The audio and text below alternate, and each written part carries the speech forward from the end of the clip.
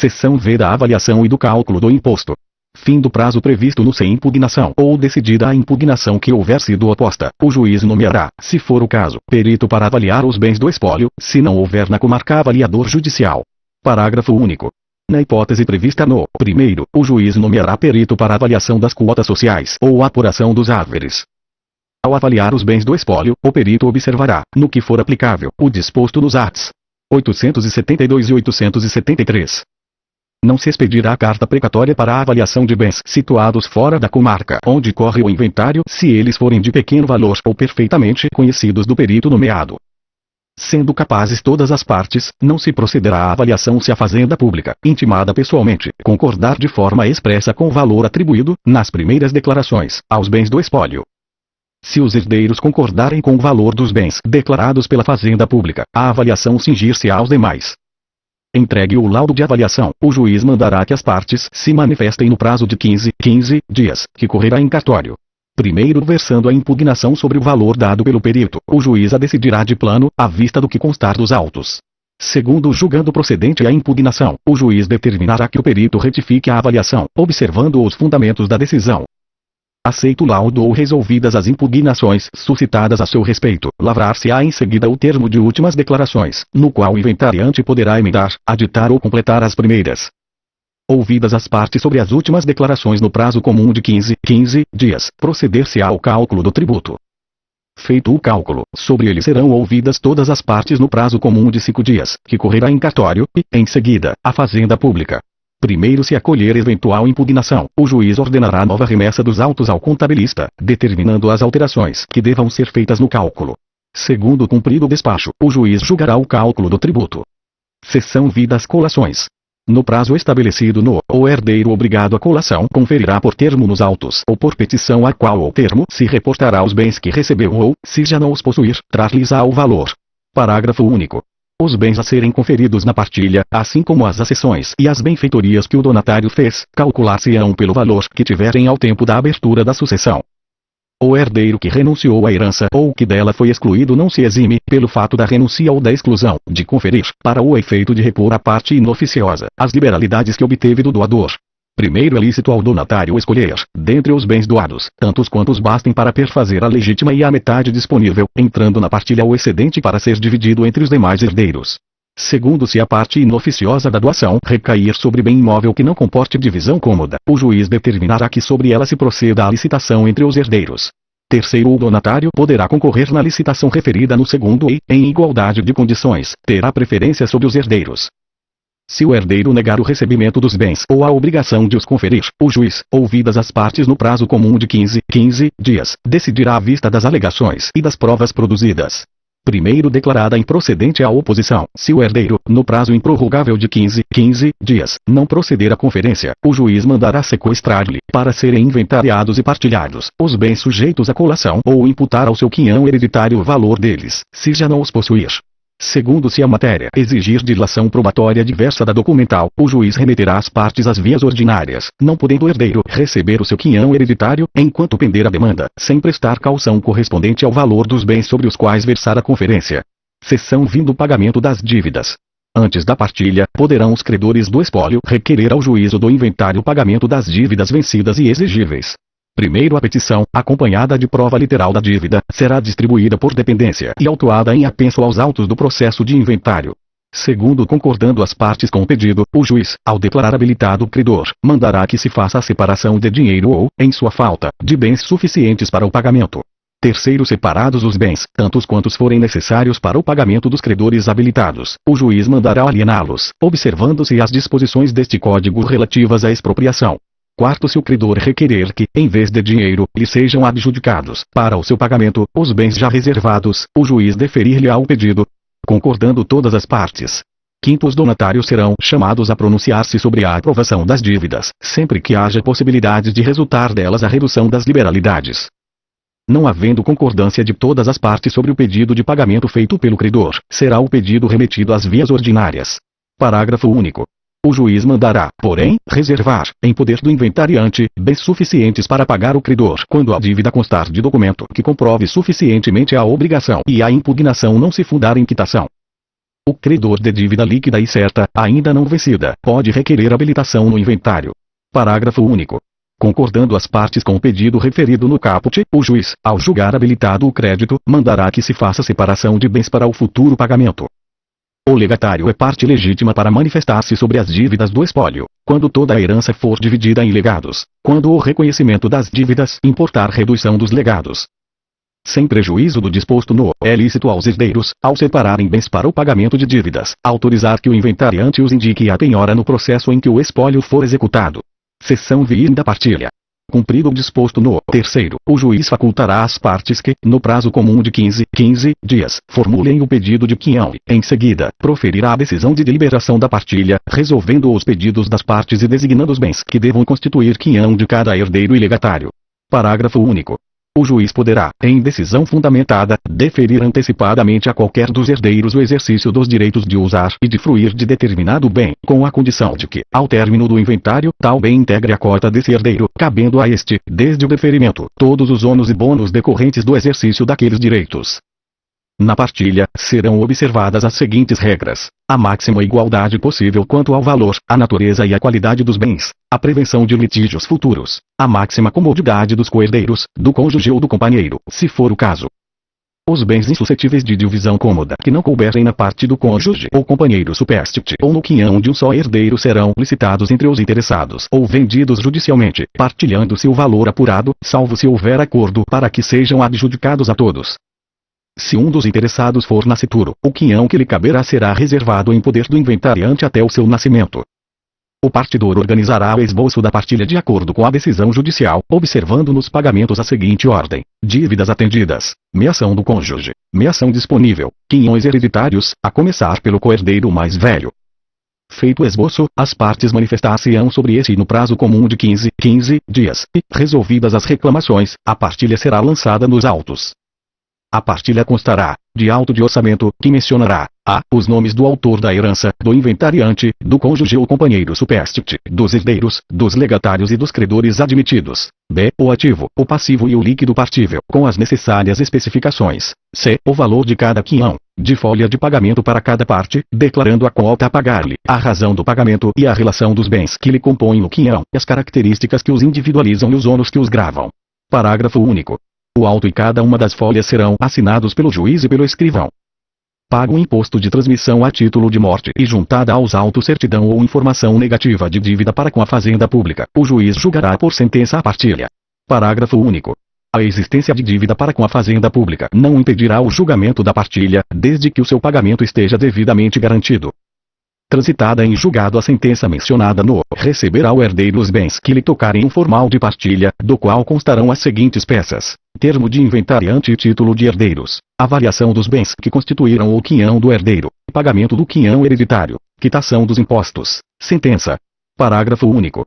O formal de partilha poderá ser substituído por certidão de pagamento do quinhão hereditário quando esse não exceder as 5 vezes o salário mínimo, caso em que se transcreverá nela a sentença de partilha transitada em julgado. A partilha, mesmo depois de transitada em julgado a sentença, pode ser emendada nos mesmos autos do inventário, convindo todas as partes, quando tenha havido erro de fato na descrição dos bens, podendo o juiz, de ofício ou a requerimento da parte, a qualquer tempo, corrigir-lhe as inexatidões materiais. A partilha amigável, lavrada em instrumento público, reduzida a termo nos autos do inventário ou constante de escrito particular homologado pelo juiz, pode ser anulada por dolo, coação, erro essencial ou intervenção de incapaz, observado o disposto no quarto do. Parágrafo único. O direito à anulação de partilha amigável extingue-se em 1 ano, contado esse prazo, no caso de coação, do dia em que ela cessou; no caso de erro ou dolo, do dia em que se realizou o ato; quanto ao incapaz, do dia em que cessar a incapacidade. É rescindível a partilha julgada por sentença, nos casos mencionados no, se feita com preterição de formalidades legais, se preteriu o herdeiro ou incluiu quem não o seja. Seção X do arrolamento. A partilha amigável, celebrada entre partes capazes, nos termos da lei, será homologada de plano pelo juiz, com observância dos arts. 660 a 663. Primeiro, o disposto neste artigo aplica-se, também, ao pedido de abjudicação, quando houver herdeiro único. Segundo transitada em julgado a sentença de homologação de partilha ou de adjudicação, será lavrado formal de partilha ou elaborada carta de adjudicação e, em seguida, serão expedidos os alvarás referentes aos bens e às rendas por ele abrangidos, intimando-se o fisco para lançamento administrativo do imposto de transmissão e de outros tributos porventura incidentes, conforme dispuser a legislação tributária, nos termos do segundo do. Na petição de inventário, que se processará na forma de arrolamento sumário, independentemente da lavratura de termos de qualquer espécie, os herdeiros requerirão ao juiz a nomeação do inventariante que os designarem, declararão os títulos dos herdeiros e os bens do espólio, observado o disposto no, atribuirão valor aos bens do espólio, para fins de partilha. Ressalvada a hipótese prevista no parágrafo único do, não se procederá à avaliação dos bens do espólio para nenhuma finalidade. No arrolamento, não serão conhecidas ou apreciadas questões relativas ao lançamento, ao pagamento ou à quitação de taxas judiciárias e de tributos incidentes sobre a transmissão da propriedade dos bens do espólio. Primeiro, a taxa judiciária, se devida, será calculada com base no valor atribuído pelos herdeiros, cabendo ao fisco, se apurar em processo administrativo o valor diverso do estimado, exigir a eventual diferença pelos meios adequados ao lançamento de créditos tributários em geral. Segundo, o imposto de transmissão será objeto de lançamento administrativo, conforme dispuser a legislação tributária, não ficando as autoridades fazendárias adstritas aos valores dos bens do espólio atribuídos pelos herdeiros. A existência de credores do espólio não impedirá a homologação da partilha ou da adjudicação, se forem reservados bens suficientes para o pagamento da dívida. Parágrafo único. A reserva de bens será realizada pelo valor estimado pelas partes, salvo se o credor, regularmente notificado, impugnar a estimativa, caso em que se promoverá a avaliação dos bens a serem reservados. Quando o valor dos bens do espólio for igual ou inferior a 1.000 salários mínimos, o inventário processar-se-á na forma de arrolamento, cabendo ao inventariante nomeado, independentemente de assinatura de termo de compromisso, apresentar, com suas declarações, a atribuição de valor aos bens do espólio e o plano da partilha. Primeiro, se qualquer das partes ou o Ministério Público impugnar a estimativa, o juiz nomeará avaliador, que oferecerá laudo em 10 dias.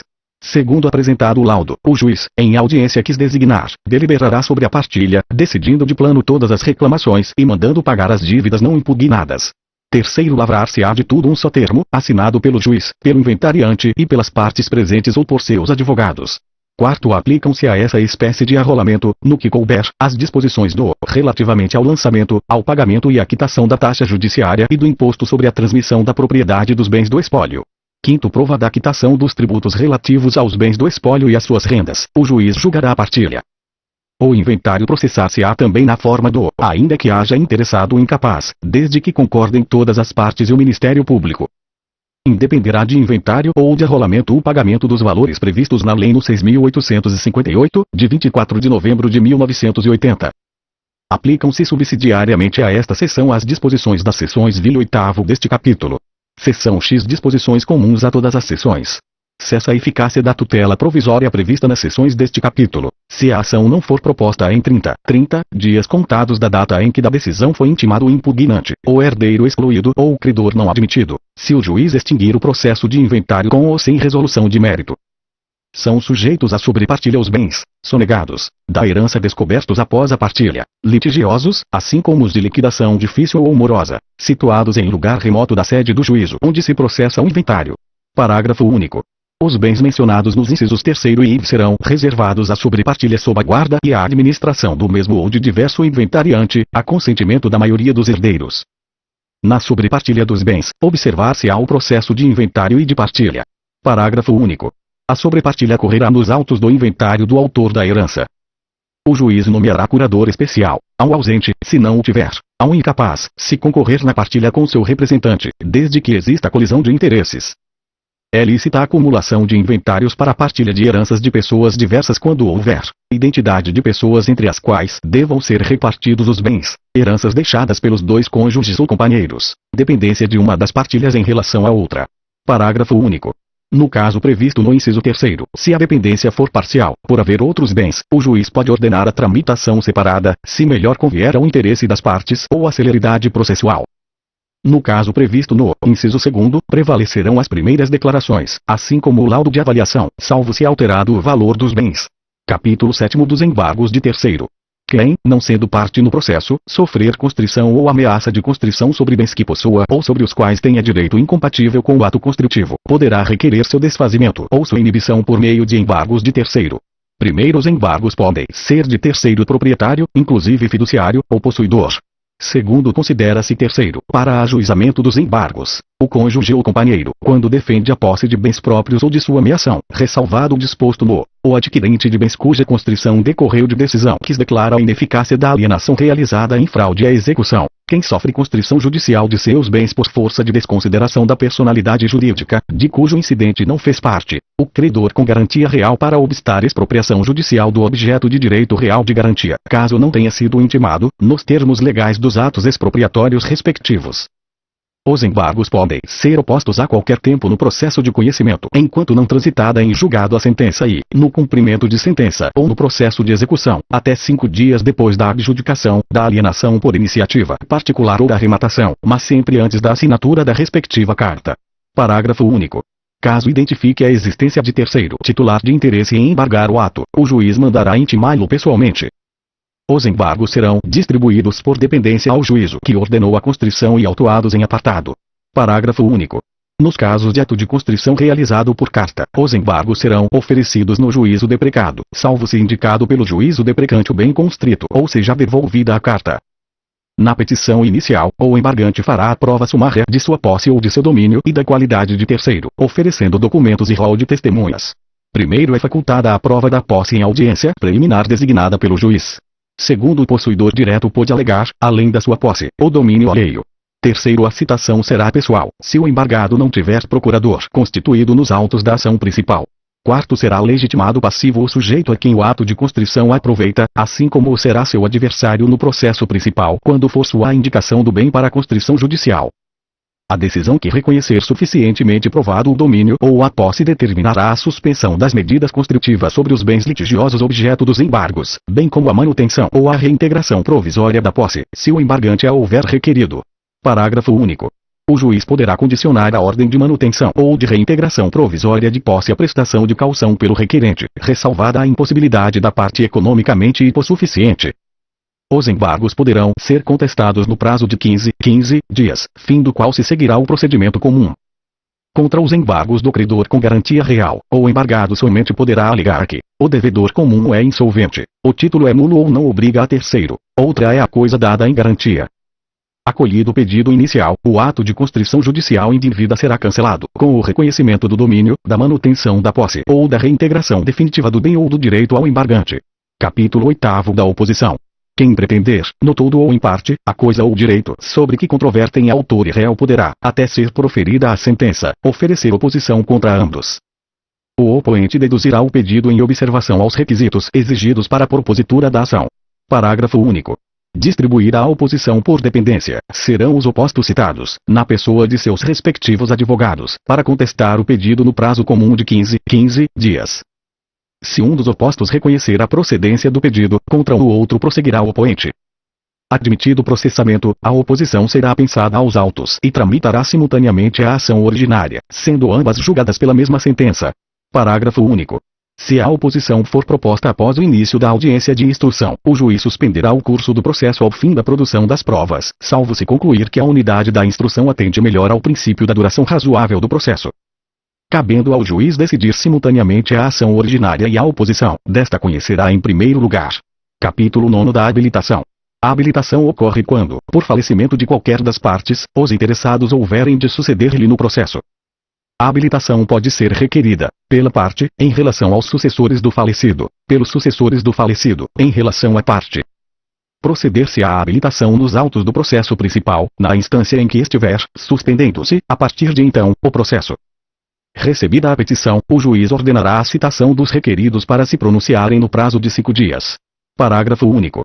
A citação será pessoal, se a parte não tiver procurador constituído nos autos. O juiz decidirá o pedido de habilitação imediatamente, salvo se este for impugnado e houver necessidade de dilação probatória diversa da documental, caso em que determinará que o pedido seja autuado em apartado e disporá sobre a instrução. Transitada em julgado a sentença de habilitação, o processo principal retomará o seu curso, e cópia da sentença será juntada aos autos respectivos. Capítulo 10 das ações de família. As normas deste capítulo aplicam-se aos processos contenciosos de divórcio, separação, reconhecimento e extinção de união estável, guarda, visitação e filiação. Parágrafo único. a ação de alimentos e a que versar sobre interesse de criança ou de adolescente observarão o procedimento previsto em legislação específica, aplicando-se, no que couber, as disposições deste capítulo. Nas ações de família, todos os esforços serão empreendidos para a solução consensual da controvérsia, devendo o juiz dispor do auxílio de profissionais de outras áreas de conhecimento para a mediação e conciliação. Parágrafo único. A requerimento das partes, o juiz pode determinar a suspensão do processo enquanto os litigantes se submetem à mediação extrajudicial ou a atendimento multidisciplinar. Recebida a petição inicial, se for o caso, tomadas as providências referentes à tutela provisória, o juiz ordenará a citação do réu para comparecer à audiência de mediação e conciliação, observado o disposto no. Primeiro, o mandado de citação conterá apenas os dados necessários à audiência e deverá estar desacompanhado de cópia da petição inicial, assegurado ao réu o direito de examinar seu conteúdo a qualquer tempo. Segundo, a citação ocorrerá com antecedência mínima de 15 dias da data designada para a audiência. Terceiro, a citação será feita na pessoa do réu. Quarto, na audiência, as partes deverão estar acompanhadas de seus advogados ou de defensores públicos. A audiência de mediação e conciliação poderá dividir-se em tantas sessões quantas sejam necessárias para viabilizar a solução consensual, sem prejuízo de providências jurisdicionais para evitar o perecimento do direito. Não realizado o acordo, passarão a incidir, a partir de então, as normas do procedimento comum, observado o. Nas ações de família, o Ministério Público somente intervirá quando houver interesse de incapaz e deverá ser ouvido previamente a homologação de acordo. Quando o processo envolver discussão sobre fato relacionado a abuso ou a alienação parental, o juiz, ao tomar o depoimento do incapaz, deverá estar acompanhado por especialista. Capítulo 11 da ação monitória. A ação monitória pode ser proposta por aquele que afirmar, com base em prova escrita sem eficácia de título executivo, ter direito de exigir do devedor capaz o pagamento de quantia em dinheiro, a entrega de coisa fungível ou infungível, ou de bem móvel ou imóvel, ou a de implemento de obrigação de fazer ou de não fazer. Primeiro, a prova escrita pode consistir em prova oral documentada, produzida antecipadamente nos termos do.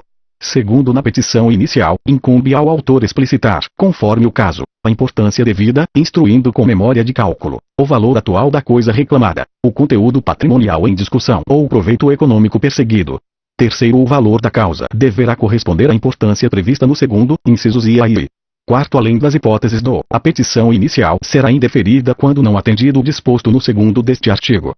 Quinto, havendo dúvida quanto à idoneidade de prova documental apresentada pelo autor, o juiz intimá-lo-á para, querendo, emendar a petição inicial, adaptando-a ao procedimento comum. Sexto, é admissível a ação monitória em face da Fazenda Pública. Sétimo, na ação monitória, admite-se citação por qualquer dos meios permitidos para o procedimento comum. Sendo evidente o direito do autor, o juiz deferirá a expedição de mandado de pagamento, de entrega de coisa ou para a execução de obrigação de fazer ou de não fazer, concedendo ao réu prazo de 15 dias para o cumprimento e o pagamento de honorários advocatícios de 5% do valor atribuído à causa. Primeiro, o réu será isento do pagamento de custas processuais se cumprir o mandado no prazo. Segundo, constituir-se-á de pleno direito o título executivo judicial, independentemente de qualquer formalidade, se não realizado o pagamento e não apresentados os embargos previstos no, observando-se, no que couber, o título segundo do livro I da parte especial. Terceiro, é cabível a ação rescisória da decisão prevista no caput quando ocorrer a hipótese do segundo. Quarto, sendo a ré Fazenda Pública não apresentados os embargos previstos no, aplicar-se ao disposto no, observando-se, a seguir, no que couber, o título segundo do livro I da parte especial. Quinto, aplica-se a ação monitória, no que couber, independentemente de prévia segurança do juízo, o réu poderá opor, nos próprios autos, no prazo previsto no, embargos à ação monitória. Primeiro, os embargos podem se fundar em matéria passível de alegação como defesa no procedimento comum.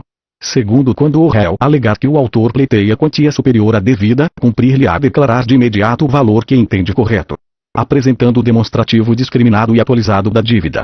Terceiro, não apontado o valor correto ou não apresentado o demonstrativo, os embargos serão liminarmente rejeitados, se esse for o seu único fundamento, e, se houver outro fundamento, os embargos serão processados, mas o juiz deixará de examinar a alegação de excesso.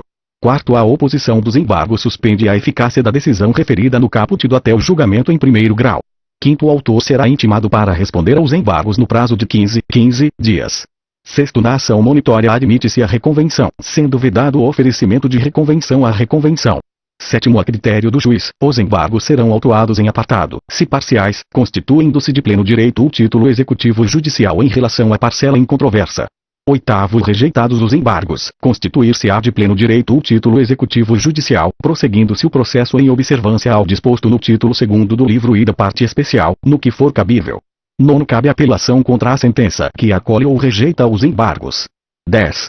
O juiz condenará o autor de ação monitória proposta indevidamente e de má-fé ao pagamento, em favor do réu, de multa de até 10% sobre o valor da causa. 11. O juiz condenará o réu que de má-fé opuser embargos à ação monitória ao pagamento de multa de até 10% sobre o valor atribuído à causa, em favor do autor. Capítulo 12 da homologação do penhor legal. Tomado o penhor legal nos casos previstos em lei, requerirá o credor, ato contínuo, a homologação. Primeiro, na petição inicial, instruída com o contrato de locação ou a conta pormenorizada das despesas, a tabela dos preços e a relação dos objetos retidos, o credor pedirá a citação do devedor para pagar ou contestar na audiência preliminar que for designada. Segundo, a homologação do penhor legal poderá ser promovida pela via extrajudicial mediante requerimento, que conterá os requisitos previstos no primeiro deste artigo, do credor a notário de sua livre escolha. Terceiro, recebido o requerimento, o notário promoverá a notificação extrajudicial do devedor para, no prazo de 5 dias, pagar o débito ou impugnar sua cobrança, alegando por escrito uma das causas previstas no, hipótese em que o procedimento será encaminhado ao juízo competente para decisão. Quarto, transcorrido o prazo sem manifestação do devedor, o notário formalizará a homologação do penhor legal por escritura pública. A defesa só pode consistir em nulidade do processo, extinção da obrigação, não estar a dívida compreendida entre as previstas em lei ou não estarem os bens sujeitos a penhor legal, alegação de haver sido ofertada caução idônea, rejeitada pelo credor. A partir da audiência preliminar, observar-se-á o procedimento comum. Homologado judicialmente o penhor legal, consolidar-se-á a posse do autor sobre o objeto. Primeiro, negada a homologação, o objeto será entregue ao réu, ressalvado ao autor o direito de cobrar a dívida pelo procedimento comum, salvo se acolhida a alegação de extinção da obrigação. Segundo, contra a sentença caberá apelação, e, na pendência de recurso, poderá o relator ordenar que a coisa permaneça depositada ou em poder do autor. Capítulo 13 da regulação de avaria grossa. Quando inexistir consenso acerca da nomeação de um regulador de avarias, o juiz de direito da comarca do primeiro porto onde o navio houver chegado, provocado por qualquer parte interessada, nomeará um de notório conhecimento. O regulador declarará justificadamente se os danos são passíveis de rateio na forma de avaria grossa e exigirá das partes envolvidas a apresentação de garantias idôneas para que possam ser liberadas as cargas aos consignatários. Primeiro, a parte que não concordar com o regulador quanto à declaração de abertura da avaria grossa deverá justificar suas razões ao juiz, que as decidirá no prazo de 10 dias. Segundo, se o consignatário não apresentar garantia idônea a critério do regulador, este fixará o valor da contribuição provisória com base nos fatos narrados e nos documentos que instruírem a petição inicial, que deverá ser caucionado sob a forma de depósito judicial ou de garantia bancária. Terceiro, recusando-se o consignatário a prestar caução, o regulador requerirá ao juiz a alienação judicial de sua carga na forma dos arts. 879 a 903. Quarto, é permitido o levantamento, por alvará, das quantias necessárias ao pagamento das despesas da alienação a serem arcadas pelo consignatário, mantendo-se o saldo remanescente em depósito judicial até o encerramento da regulação. As partes deverão apresentar nos autos os documentos necessários à regulação da avaria grossa em prazo razoável a ser fixado pelo regulador. O regulador apresentará o regulamento da avaria grossa no prazo de até 12 meses, contado da data da entrega dos documentos nos autos pelas partes, podendo o prazo ser estendido a critério do juiz. Primeiro oferecido o regulamento da avaria grossa, dele terão vista as partes pelo prazo comum de 15 dias, e, não havendo impugnação, o regulamento será homologado por sentença.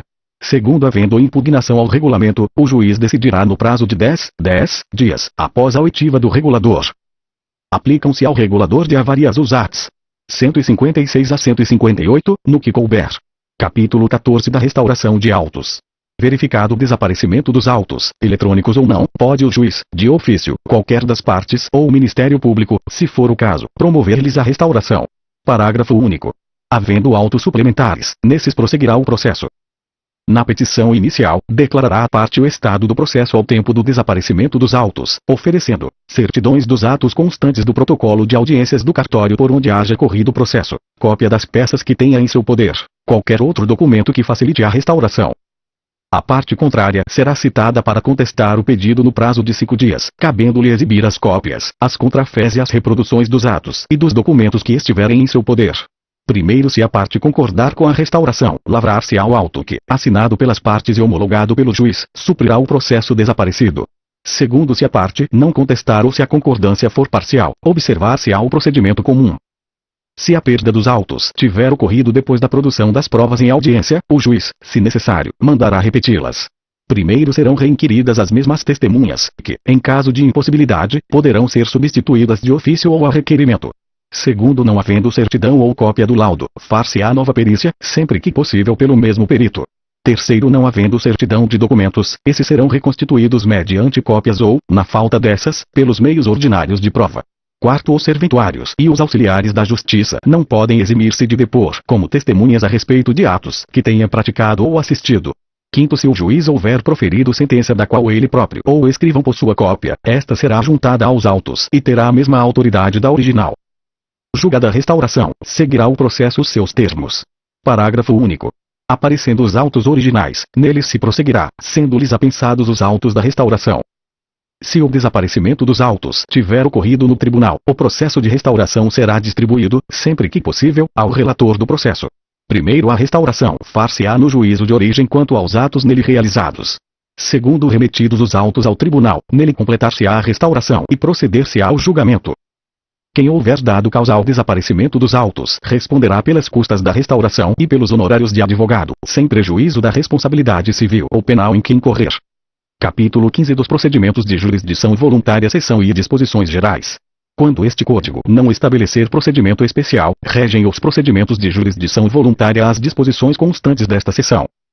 O procedimento terá início por provocação do interessado, do Ministério Público ou da Defensoria Pública, cabendo-lhes formular o pedido devidamente instruído com os documentos necessários e com a indicação da providência judicial. Serão citados todos os interessados, bem como intimado o Ministério Público, nos casos para que se manifestem, querendo, no prazo de 15 dias. A Fazenda Pública será sempre ouvida nos casos em que tiver interesse. O juiz decidirá o pedido no prazo de 10 dias. Parágrafo único. O juiz não é obrigado a observar critério de legalidade estrita, podendo adotar em cada caso a solução que considerar mais conveniente ou oportuna. Da sentença caberá apelação. Processar-se-á na forma estabelecida nesta seção o pedido de emancipação, subrogação, alienação, arrendamento ou oneração de bens de crianças ou adolescentes, de órfãos e de interditos, alienação, locação e administração da coisa comum, alienação de quinhão em coisa comum, extinção de usufruto, quando não decorrer da morte do usufrutuário, do termo da sua duração ou da consolidação, e de fideicomisso, quando decorrer de renúncia ou quando ocorrer antes do evento que caracterizar a condição resolutória, expedição de alvará judicial, homologação de autocomposição extrajudicial, de qualquer natureza ou valor. Parágrafo único. As normas desta seção aplicam-se, no que couber, aos procedimentos regulados nas seções seguintes. Seção I da notificação e da interpelação. Quem tiver interesse em manifestar formalmente sua vontade a outrem sobre assunto juridicamente relevante poderá notificar pessoas participantes da mesma relação jurídica para dar-lhe ciência de seu propósito. Primeiro, se a pretensão for a de dar conhecimento geral ao público, mediante edital, o juiz só a deferirá se a tiver por fundada e necessária ao resguardo de direito. Segundo, aplica-se o disposto nesta seção, no que couber, ao protesto judicial. Também poderá o interessado interpelar o requerido, no caso para que faça ou deixe de fazer o que o requerente entenda ser de seu direito. O requerido será previamente ouvido antes do deferimento da notificação ou do respectivo edital, se houver suspeita de que o requerente, por meio da notificação ou do edital, pretende alcançar fim ilícito, se tiver sido requerida a averbação da notificação em registro público. Deferida e realizada a notificação ou interpelação, os autos serão entregues ao requerente. Seção I da alienação judicial. Nos casos expressos em lei, não havendo acordo entre os interessados sobre o modo como se deve realizar a alienação do bem, o juiz, de ofício ou a requerimento dos interessados ou do depositário, mandará aliená-lo em leilão, observando-se o disposto na seção I deste capítulo e, no que couber, o disposto nos arts. 879 a 903. Seção I do divórcio e da separação consensuais, da extinção consensual de união estável e da alteração do regime de bens do matrimônio. A homologação do divórcio ou da separação consensuais, observados os requisitos legais, poderá ser requerida em petição assinada por ambos os cônjuges, da qual constarão as disposições relativas à descrição e à partilha dos bens comuns, as disposições relativas à pensão alimentícia entre os cônjuges, o acordo relativo à guarda dos filhos incapazes e ao regime de visitas, e o valor da contribuição para criar e educar os filhos. Parágrafo único. Se os cônjuges não acordarem sobre a partilha dos bens, far-se-á esta depois de homologado o divórcio, na forma estabelecida nos arts. 647 a 658. As disposições relativas ao processo de homologação judicial de divórcio ou de separação consensuais aplicam-se, no que couber, ao processo de homologação da extinção consensual de união estável. O divórcio consensual, a separação consensual e a extinção consensual de união estável, não havendo nascituro ou filhos incapazes, observados os requisitos legais, poderão ser realizados por escritura pública, da qual constarão as disposições de que trata o. Primeiro, a escritura não depende de homologação judicial e constitui título hábil para qualquer ato de registro, bem como para levantamento de importância depositada em instituições financeiras. Segundo o tabelião, somente lavrará a escritura se os interessados estiverem assistidos por advogado ou por defensor público, cuja qualificação e assinatura constarão do ato notarial. A alteração do regime de bens do casamento, observados os requisitos legais, poderá ser requerida, motivadamente, em petição assinada por ambos os cônjuges, na qual serão expostas as razões que justificam a alteração, ressalvados os direitos de terceiros. Primeiro, ao receber a petição inicial, o juiz determinará a intimação do Ministério Público e a publicação de edital que divulgue a pretendida alteração de bens, somente podendo decidir depois de decorrido o prazo de 30 dias da publicação do edital. Segundo, os cônjuges, na petição inicial ou em petição avulsa, podem propor ao juiz meio alternativo de divulgação da alteração do regime de bens, a fim de resguardar direitos de terceiros. Terceiro, após o trânsito em julgado da sentença, serão expedidos mandados de averbação aos cartórios de registro civil e de imóveis, caso qualquer dos cônjuges seja empresário, ao registro público de empresas mercantis e atividades afins. Seção V dos testamentos e dos codicilos. Recebendo o testamento cerrado, o juiz, se não achar vício externo que o torne suspeito de nulidade ou falsidade, o abrirá e mandará que o escrivão o leia em presença do apresentante. Primeiro, do termo de abertura constarão o nome do apresentante e como ele obteve o testamento, a data e o lugar do falecimento do testador, com as respectivas provas, e qualquer circunstância digna de nota. Segundo, depois de ouvido o Ministério Público, não havendo dúvidas a serem esclarecidas, o juiz mandará registrar, arquivar e cumprir o testamento. Terceiro, feito o registro, será intimado o testamenteiro para assinar o termo da testamentária. Quarto, se não houver testamenteiro nomeado ou se ele estiver ausente ou não aceitar o encargo, o juiz nomeará testamenteiro dativo, observando-se a preferência legal. Quinto, o testamenteiro deverá cumprir as disposições testamentárias e prestar contas em juízo do que recebeu e despendeu, observando-se o disposto em lei. Qualquer interessado, exibindo o traslado ou a certidão de testamento público, poderá requerer ao juiz que ordene o seu cumprimento, observando-se, no que couber, o disposto nos parágrafos do. A publicação do testamento particular poderá ser requerida, depois da morte do testador, pelo herdeiro, pelo legatário ou pelo testamenteiro, bem como pelo terceiro detentor do testamento, se impossibilitado de entregá-lo a algum dos outros legitimados para requerê-la. Primeiro serão intimados os herdeiros que não tiverem requerido a publicação do testamento.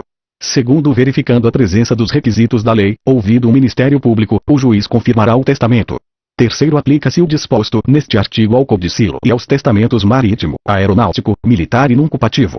Quarto, observar-se-á, no cumprimento do testamento, o disposto nos parágrafos do